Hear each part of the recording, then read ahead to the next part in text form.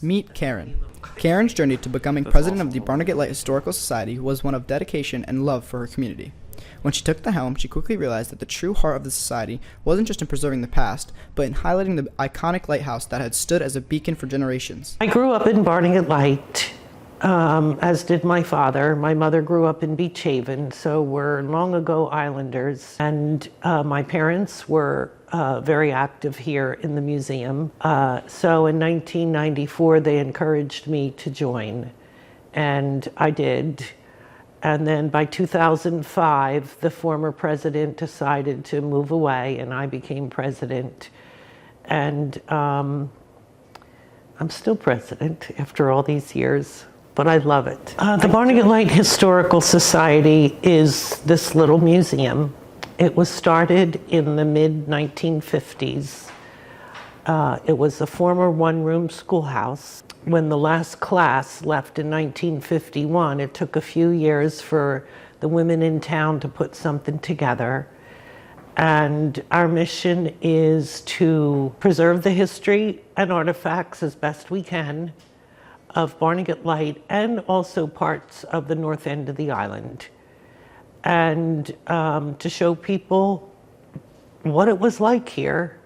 There's so much. It's a tiny town. We have the lighthouse, we have the fishing industry, we have the decoys with all the birding, the Victorian homes, the people who lived here. There's just too much to talk about. The lighthouse, with its towering presence and storied history, became the focal point, and at the very center of it all was the magnificent lens that once guided ships safely to shore. It's the first Fresnel lens that was put at the top of the lighthouse in 1859. That is the focal point and a treasure. The lens was taken out in the 1920s. It went to the Staten Island Coast Guard Depot. And it ended up at the World's Fair in the early 1930s in Chicago. And went back to Staten Island, then went back to Chicago to the Museum of Science and Industry.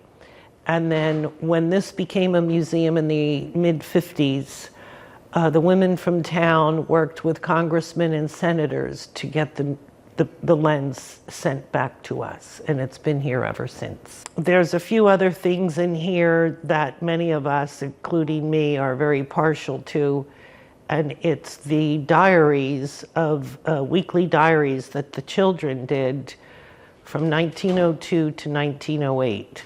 So every week a child would write down the weather, who was neither absent nor tardy.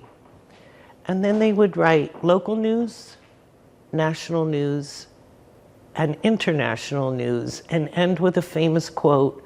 And then the next week, another student would take. They're fascinating to read. And for somebody who grew up in Barnegat Light, the local news really fascinates me.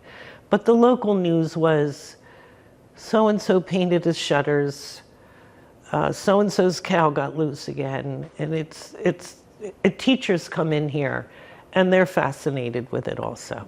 As the lens of the lighthouse cast its light far and wide, Karen began to realize that the museum could shine in a similar way, illuminating the rich history for future generations. But to keep that light burning, she needed to inspire the community, especially the kids.